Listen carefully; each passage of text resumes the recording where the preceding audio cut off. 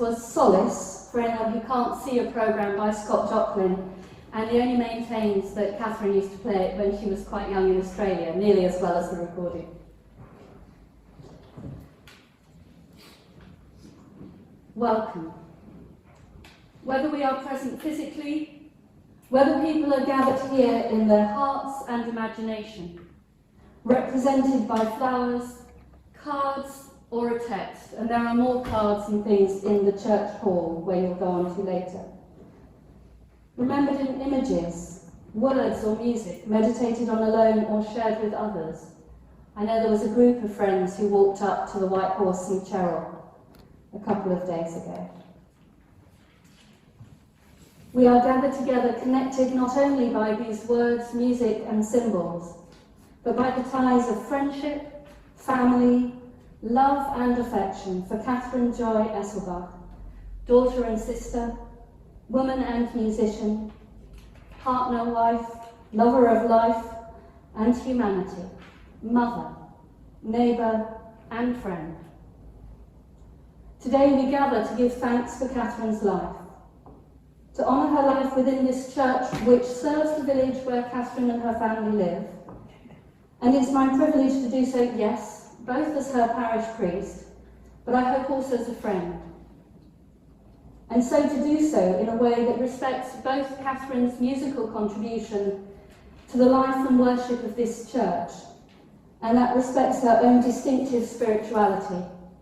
As Kathryn used to say to me, I'm not religious, but I am spiritual.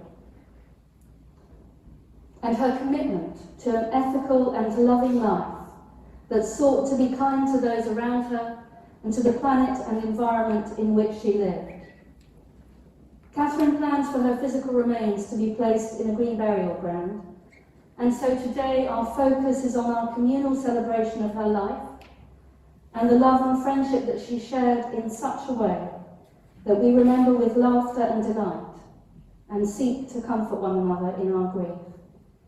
So please remember that if there are times when I invite people to pray, that you are free to do this or not to do this, in a way that respects both Kathryn's thoughts, emotions and beliefs, and your own.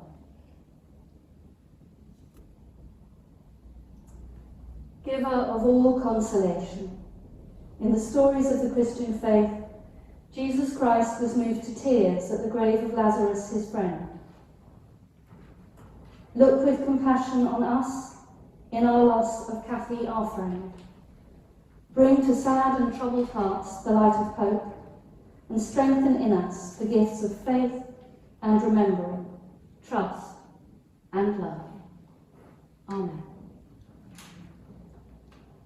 Now we've got reflections on, it does say Kathy's life here, so I'm going to get away with Kathy at this point. And we're going to start with some words from Ed.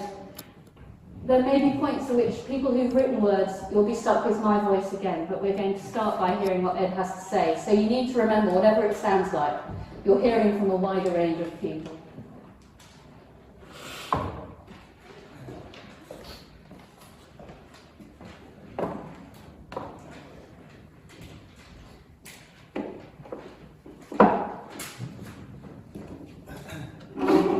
Some of us are short, and you're not. If I do nothing else while standing here today, it must be to thank the many people, too numerous to mention individually, who have helped us get through the past 2 years, which have been the hardest in our lives. This includes our close family, who have listened and consoled and been there for us through the whole ordeal. I'm particularly grateful to Kathy's sister, Leonie, who was visited several times from America under difficult circumstances, and particularly these past few weeks, when she has tirelessly cared for Kathy through those last difficult days. Also, there are many NHS consultants, doctors and nurses who gave Kathy various treatments to prolong life, make things as comfortable as possible, such that she could carry on for quite a considerable time without anything appearing to be wrong from outward appearances. Kathy was the one to give care and sympathetic support to others, but when it came to herself, she didn't want any fuss or attention from anyone, and wanted to carry on as if all were completely fine. In her mind, the point at which people were giving her sympathy and attention was beyond the point of return when the end was near. So we lived for the day, and we did not think too much about the future.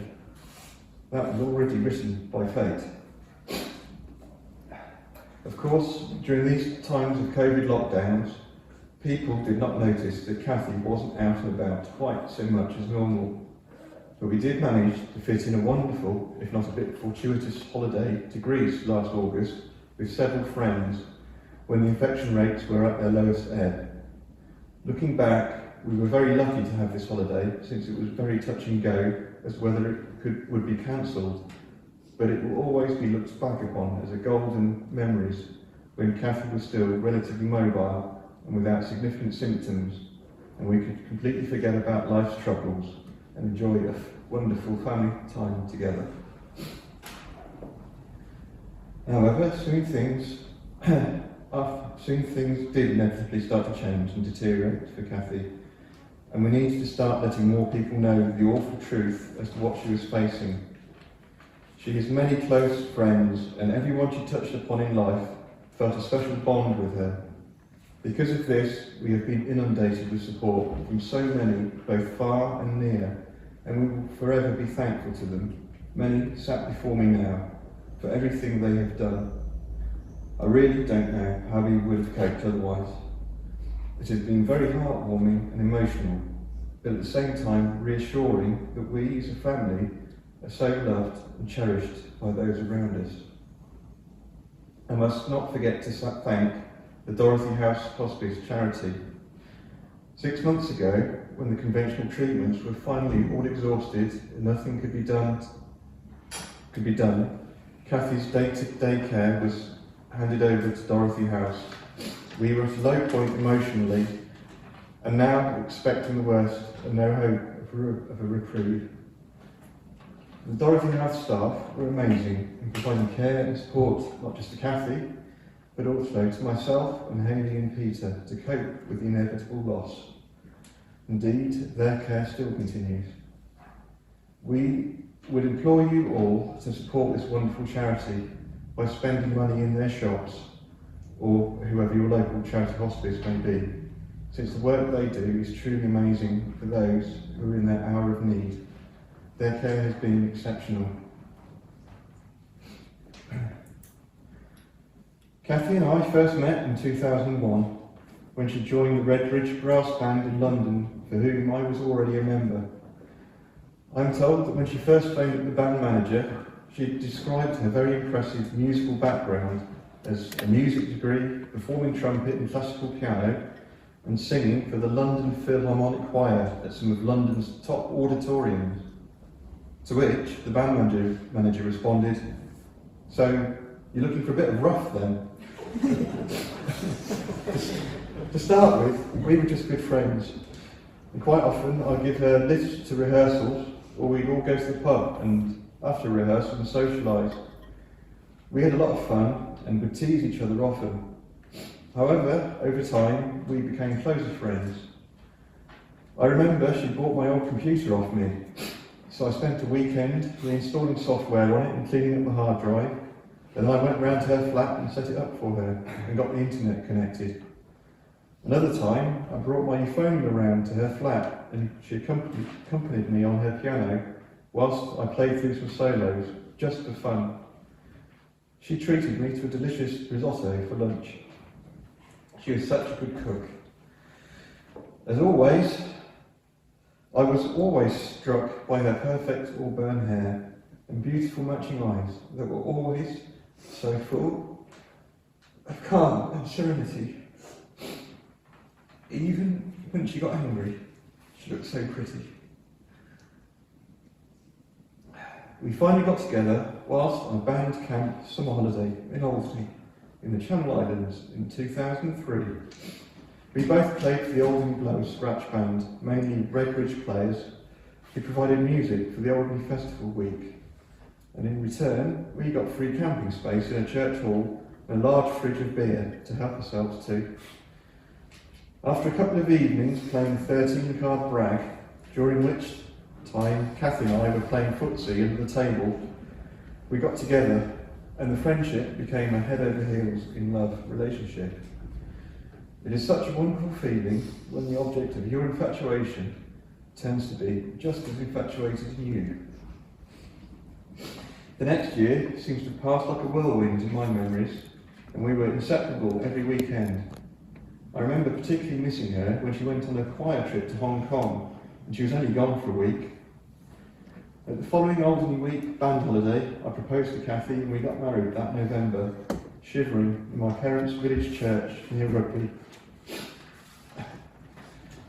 Being as Kathy is Australian, I had not met any of her family except Leonie, who had visited whilst in London.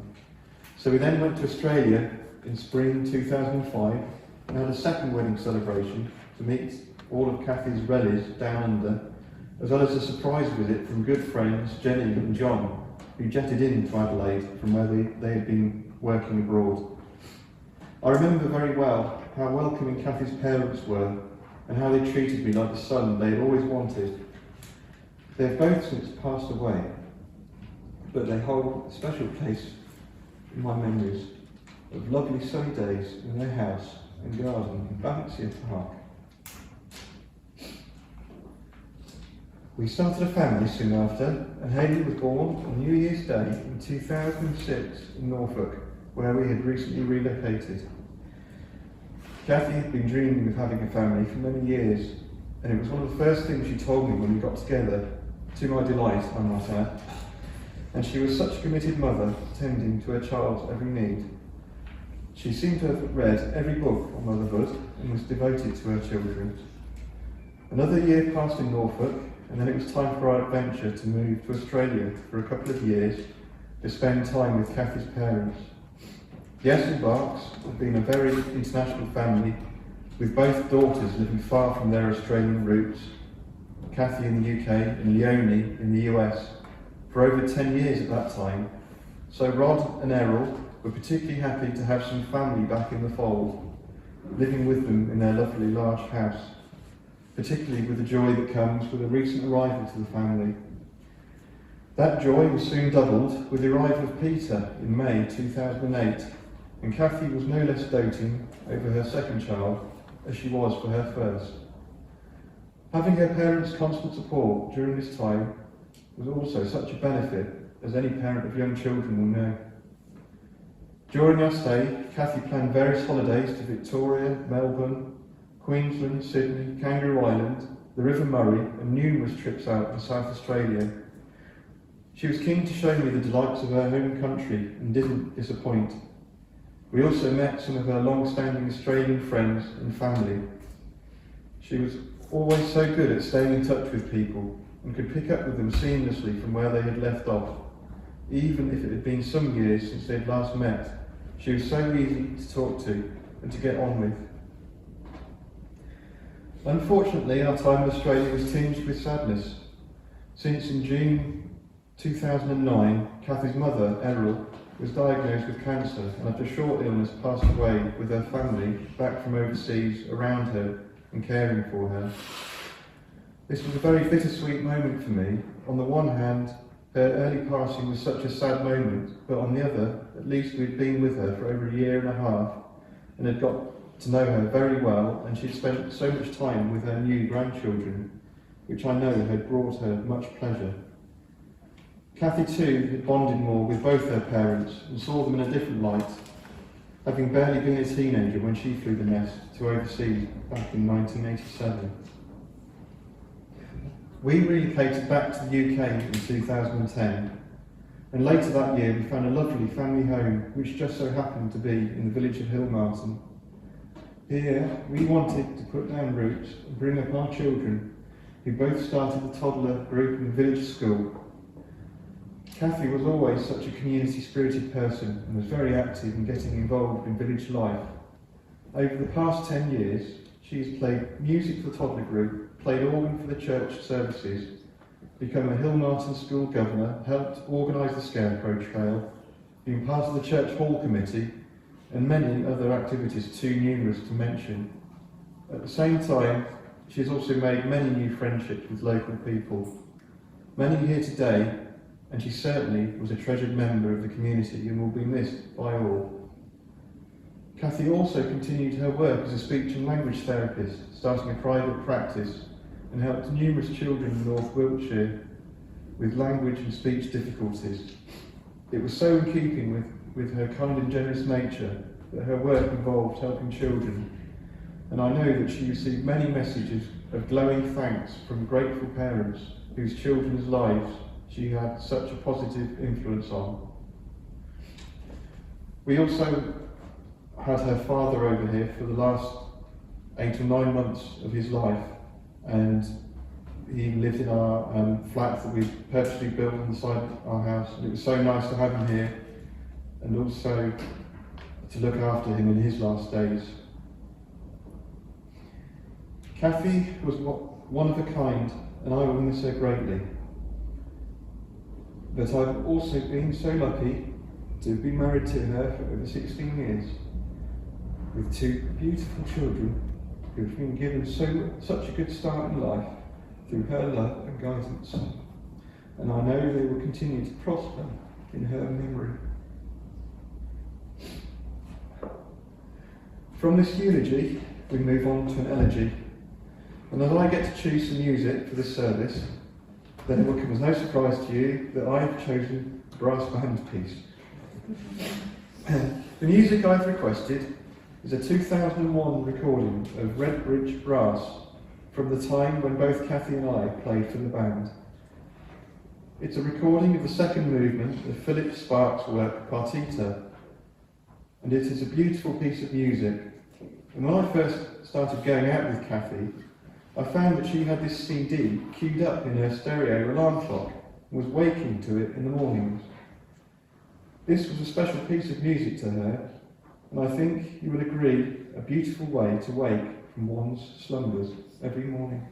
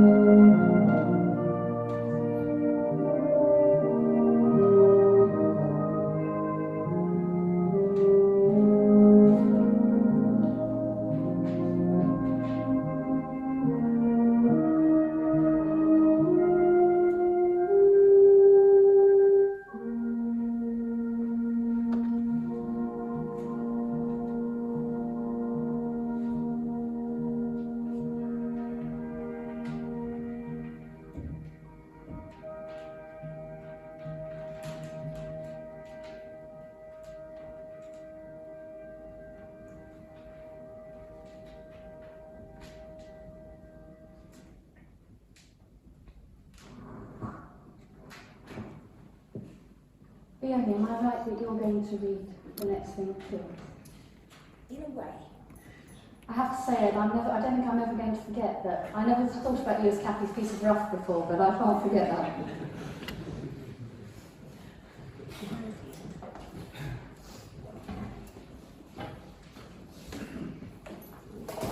So in what I might say is classic Esselbach fashion, I have in fact forgotten to print out the Laurence email.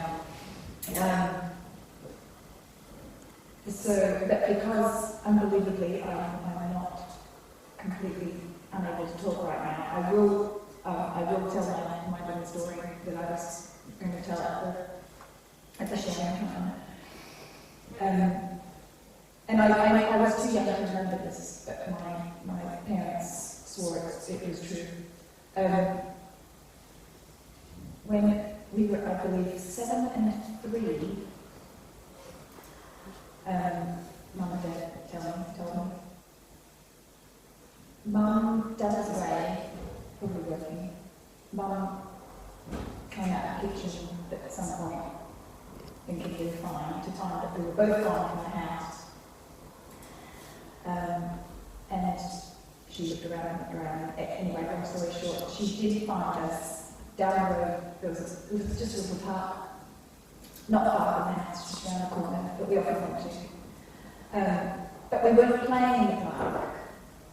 We were sitting down, eating sandwiches, and Mum said, "Why?" Oh, and Kathryn had a bag with her, with some of my clothes and some of her clothes in it. Mum said, "What are you doing? You've got to tell me if you can leave the house, and you're too young to be out, but come with me," etc. Kathryn said, "We're running away from home. I'm taking Leonie with me." Mum said, "Why?" And Kathryn said, "You're not taking good enough care of her." Which is just speaks to Kathryn's, from the age of 7 years old and probably before, she has always been one, as everyone was from her test, to think of others and put others before herself. And I sincerely say she's the most I'm not selfish person, I don't know. Look at that.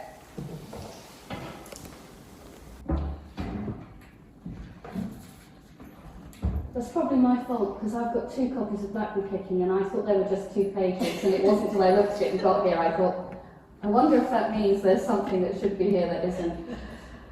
I think I might say the next thing is Blackberry Picking, which Susan's going to read for us, but was Hayley's choice for today.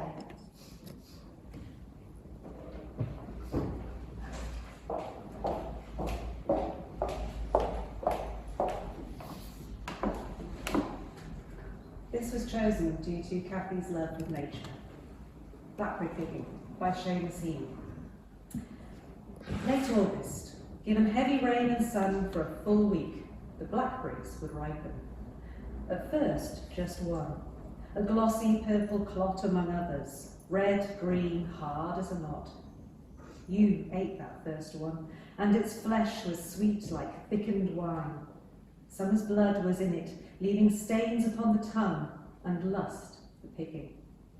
The red ones inked up, and that hunger sent us out with milk cans, pea tins, jam pots, where briars scratched and wet grass bleached our boots. Round hay fields, cornfields and potato drills, we trekked and picked until the cans were full, until the tinkling bottom had been covered with green ones, and on top big dark blobs burned like a plate of eyes. Our hands were peppered with thorn pricks, and our palms as sticky as blueberries.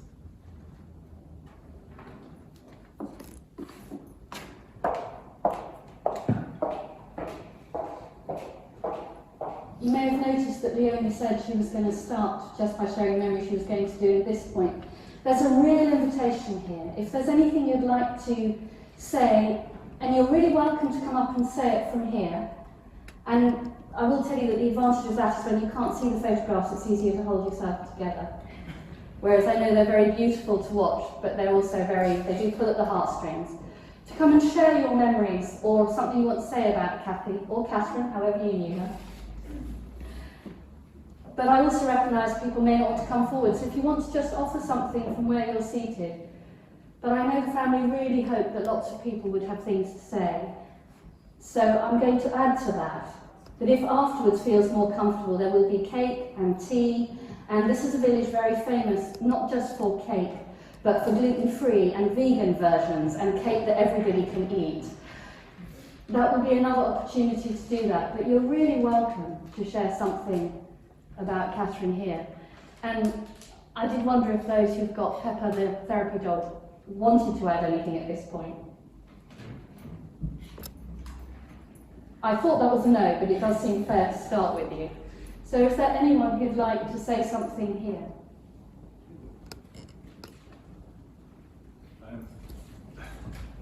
Just a little thing that I know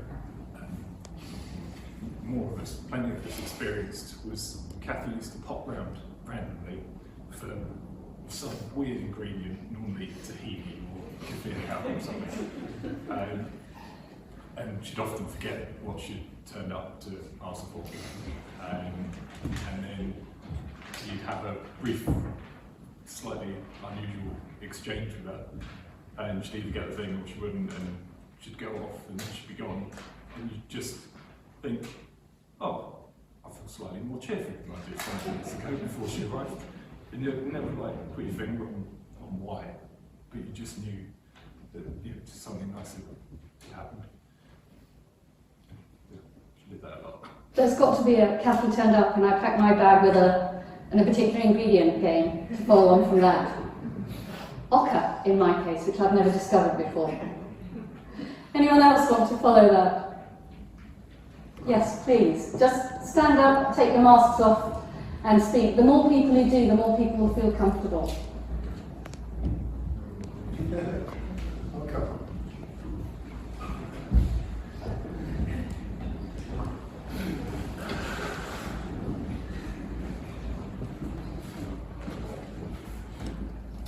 Wrote some things down at the end. I'm Chris Owen. So I guess Mr. Nick Craven over there and myself are here as at least partially representing the friends that Kathy made during her time at University College London, way back at the beginning of the 90s or even the late 80s. And there are so many of those friends because Kathy was always so sociable and so friendly. In fact, I only ever knew a fraction of them myself. My particular group of friends at university revolved around the Hostling and Camping Society known as HACS. Things stayed that way for many years, even after I left. We just formed ex-HACS. Not to be confused with ex-LACS, which is something else altogether. Kathy joined that group and she quickly became one of our core members. I'll mention some names from that group now. We've been in touch over the years and I'm hoping that we might meet up again for one more ex-HACS walking trip in Kathy's honour.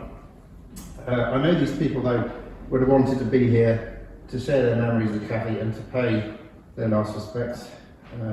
There's Steve Richards, Rita Toomey, Mark Handley, Maria Dahl, Jane Brander, Mary Lombardi, and many apologies to others that I might have left off that list.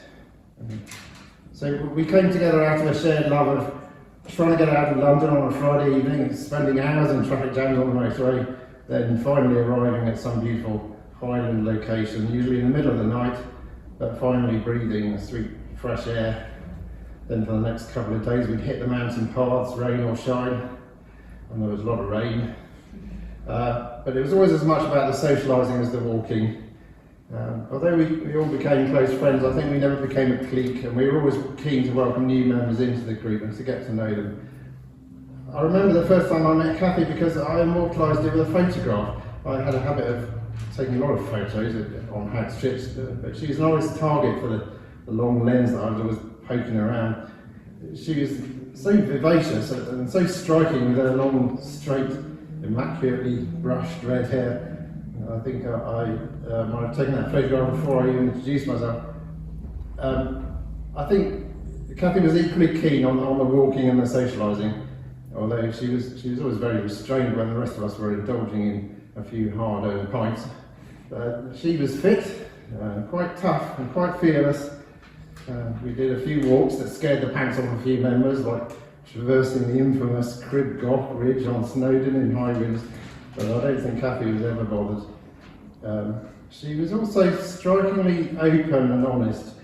You could ask Kathy the most personal of questions and she would answer without batting an eyelid, just as if you were talking about the weather or something. So I have so many happy memories of having fun with Kathy, not only on HACS trips but also on a bunch of holidays we took with our friends, visiting Mary in Italy and hiking with Mark and Jane in Scotland. Then we lost touch for a while Kathy returned to her native Australia.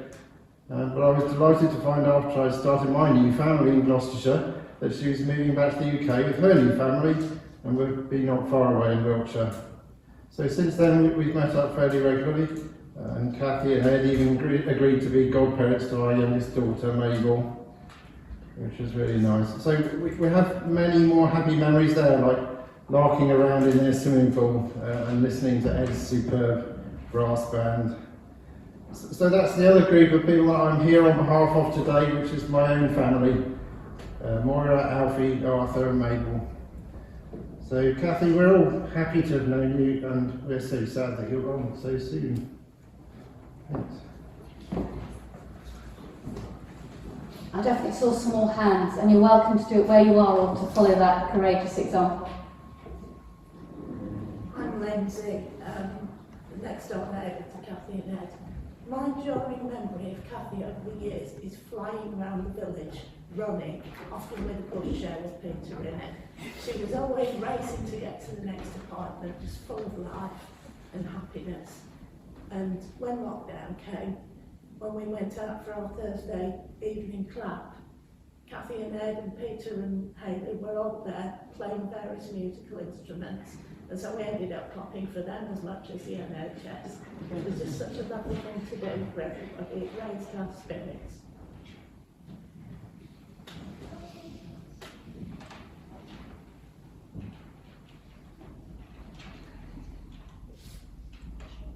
Come on, Sam.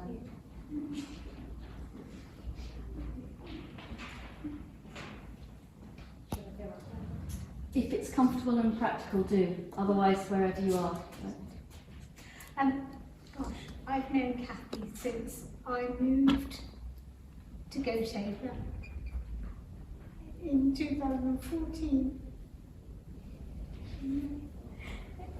My kids and her kids, they brought together,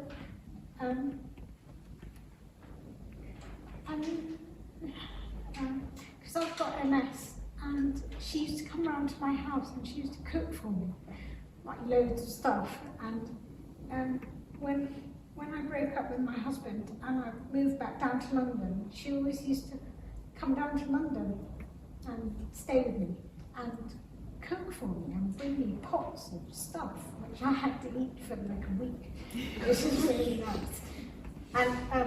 And also when I was in Gotaker, we did some singing, and I had a singing teacher, and she sang with the singing teacher as well. And it was really nice. And I always was in the church because I was always in the choir, but she was never religious. And I said, just come along anyway. And then she got involved and she started playing the organ after I left, which was really nice. So, yeah, I will miss her. She was so lovely. Thank you, sir. Thank you, sir.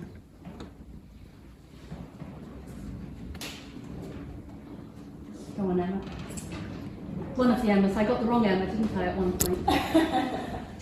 I'm Emma Jackson, and I know Kate, well, I know her as Kate, in fact, because we met through the historical reenactment house in Esselbach called Hilmarton Hall. So we would dress up in our Tudor clothes, and you saw her in a purple dress there. And I'm not quite sure, in the last 6 years or something, we've gone together every 2 or 3 times. And it's really lovely to go with the two families, because I have a daughter and son as well. And Rosie and Haley are lovely friends who potter around the house, this beautiful Tudor garden and barns and things with little baskets, picking fruit and flowers and eating cherries and doing things for stones and going off, and they learn how to dye wool and things like that. So we've done that, we've made the clothes together, and what that has also given us opportunity for is that when Kate's she's come to me or I come to her and we've made the costumes. But Kate, we have a fun diet at home, don't we?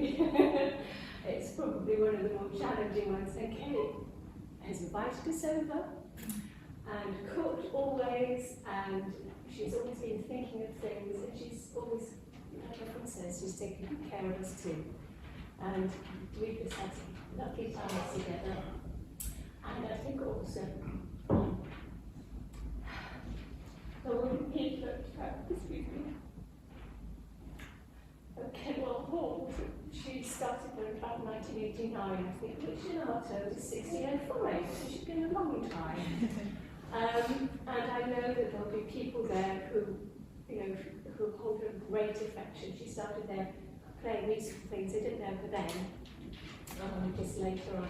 And I know that they would want to send their love and appreciation of her, because she was one of those people everybody knew.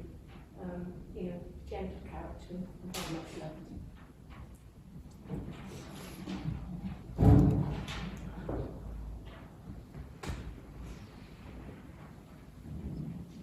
Before I move us to the piece of music for reflection, I just want to check if anyone else would like to say something now.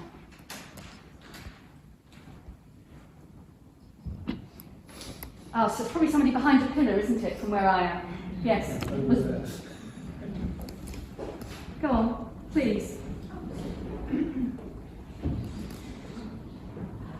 So I'm Sarah, Wiltshire and Yvonne, and we're part of the speech and language director that Kathryn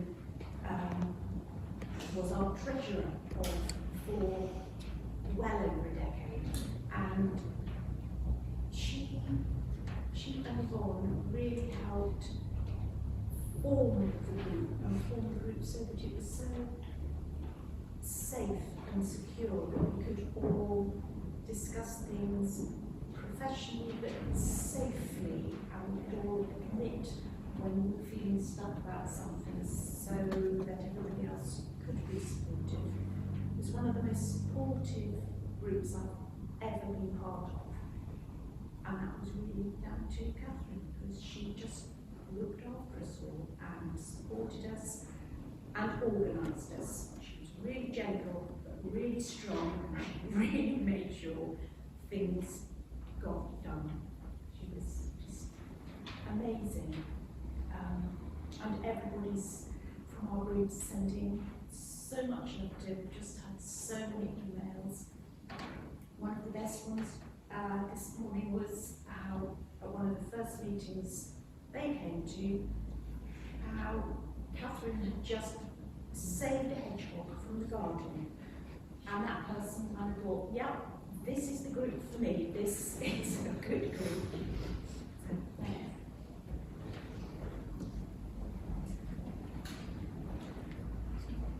Go on. I don't want to say too much, but I can't speak for all of you guys, but I think from all of the friendships, so from here, from the people who knew Ed at university, we knew Kathy as someone who was very, very kind, as everyone here is incredibly generous of spirit in many ways. And also a little bit forgetful at times, so the only conversation on. There was a memorable time when we all went to Central as a group, and Haley and Ed and Kathy had realised they'd left Peter's shoes in the sports bar, and they were just about to go off all the way to Australia on the trip, and that's a memory that sticks with me. It's just a funny moment of always thinking about the next thing and about other people, but I'm just forgetting put the shoes on the thing. That really makes me, it makes me laugh and then smile. And I'm sorry, I can't be what eloquent right now. I certainly recognise a Kathryn who would forget things. In fact, as we started with, turning up to do something and then just making life better. And I know that actually those of us gathered here in person, it's a really small group compared to the ones who would have come if we weren't still in a place of some restriction. But we're going to listen to a piece of music which actually Leonie and Kathryn chose for their mum's service. But it's really beautiful, and I just invite you, whether you knew her as Kate or Kathy or Kathryn, to really think about something that makes you smile remembering, to cherish a memory that's part of what she gives you, because, so much of what we've heard about her, you said, Leonie, you began with really selfless, but she wasn't selfless in a way that made her spineless. And we all know people who do that, or they're selfless and they're manipulative. She didn't have any of that. She had that candor and openness. She had that generosity of heart and of habit. And there isn't a single person I've encountered who knew her. And I would say this for myself, and I know my husband would say the same. Our lives have been enriched by knowing her. And those are the memories we want to take forward. And I just invite you, as we listen to Claire de Lune by Claude Debussy, to enjoy remembering her and to take that legacy and share it, continuing in the way that we've done today, with others who maybe couldn't be with us right now.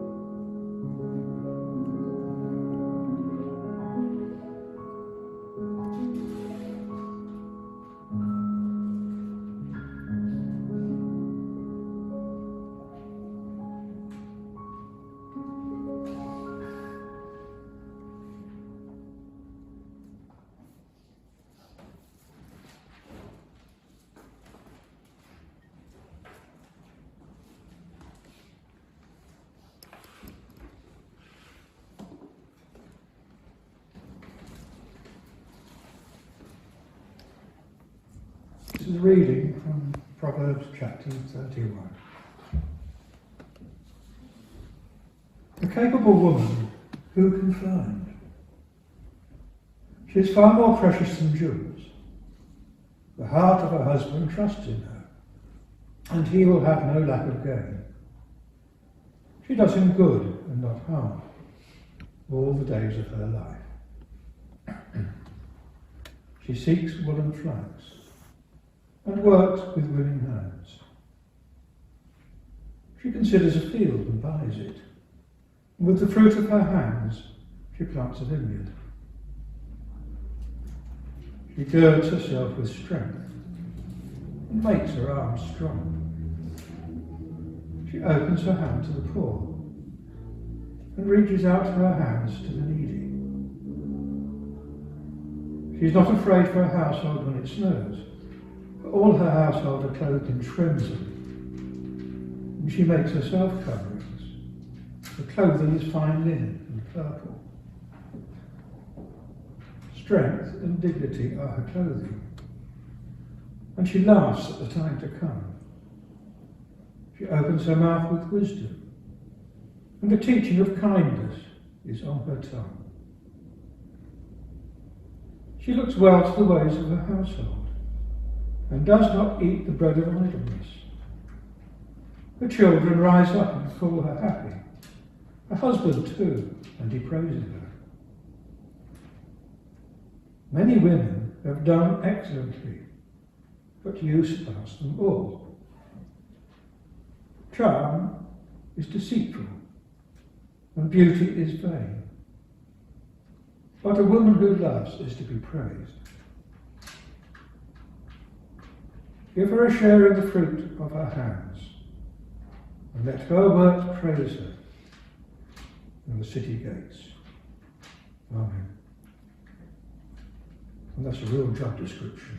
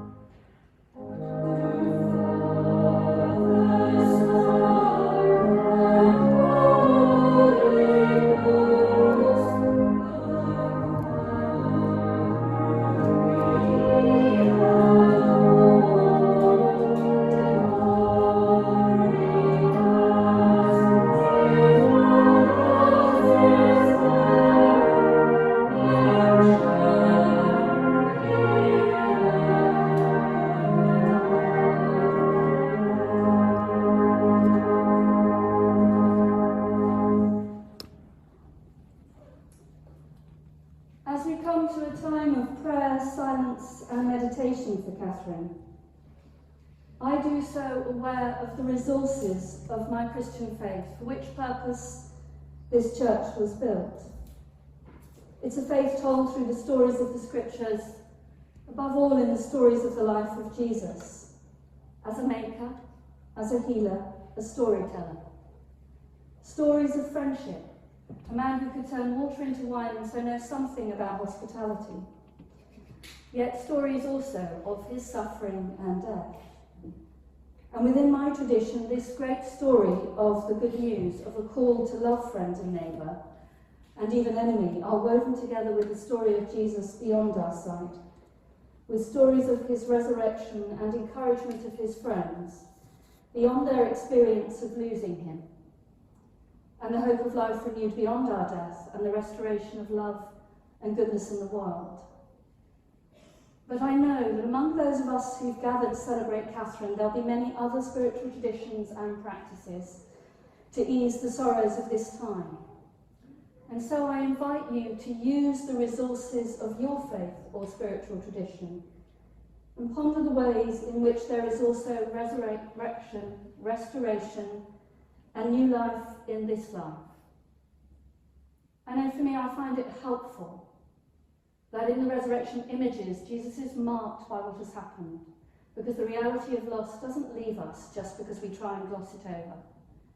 And so there's something for me that's real about the acknowledgement of that ongoing into our new lives.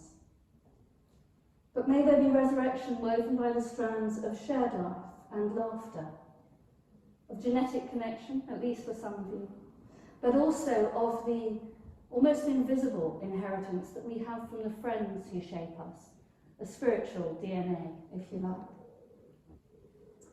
And of love and memory and legacy, and how you take forward the gifts that Kathy brought into your life as you share and fulfill her love and legacy as we go forward into our own future lives.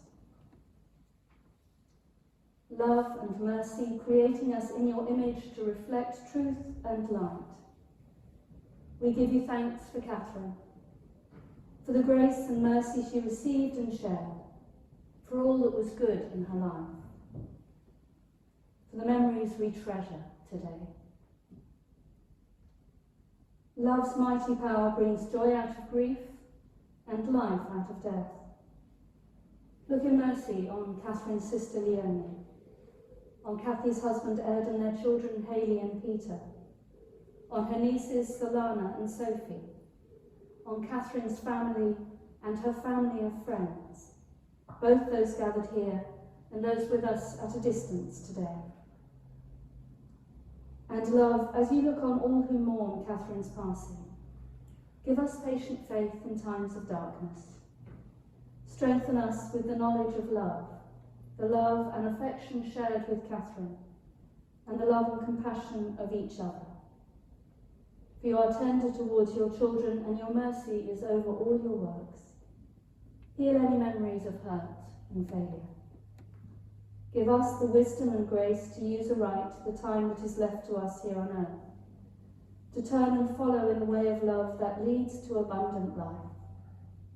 And I'm going to end with a version of the prayer that Jesus taught his friends, but a version from the New Zealand prayer book, chosen by Peter, Kathy's son. Eternal Spirit, Earth Maker, Pain Bearer, Life Giver, Source of all that is and that shall be, Father and Mother of us all, loving God in whom is heaven, the hallowing of your name echo through the universe, the way of your justice be followed by the peoples of the world. Your heavenly will be done by all created beings. Your commonwealth of peace and freedom sustain our hope and come on earth. With the bread we need for today, feed us. In the hurts we absorb from one another, forgive us. In times of temptation and testing, strengthen us. From trials too great to endure, spare us. From the grip of all that is evil, free us. For you reign in the glory of the power that is love. now and forever. Amen.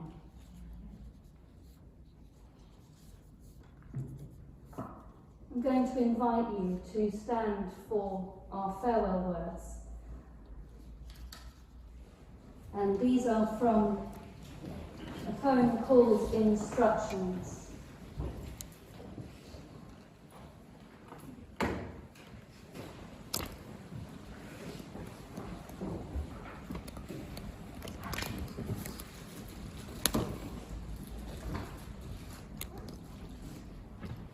When I have moved beyond you in the adventure of life, gather in some pleasant place, and there remember me with spoken words, old and new.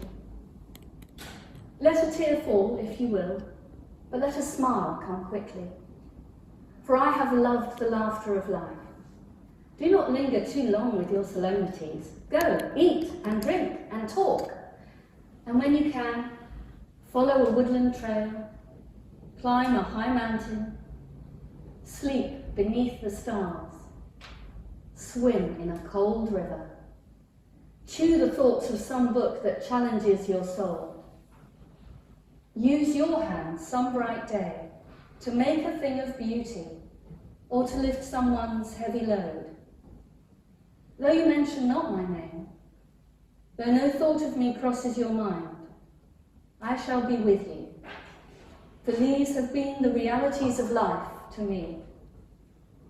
And when you face some crisis with anguish, when you walk alone with courage, when you choose the right path, when you give yourself in love, I shall be very close to you. I have followed the valleys. I have climbed the heights of life.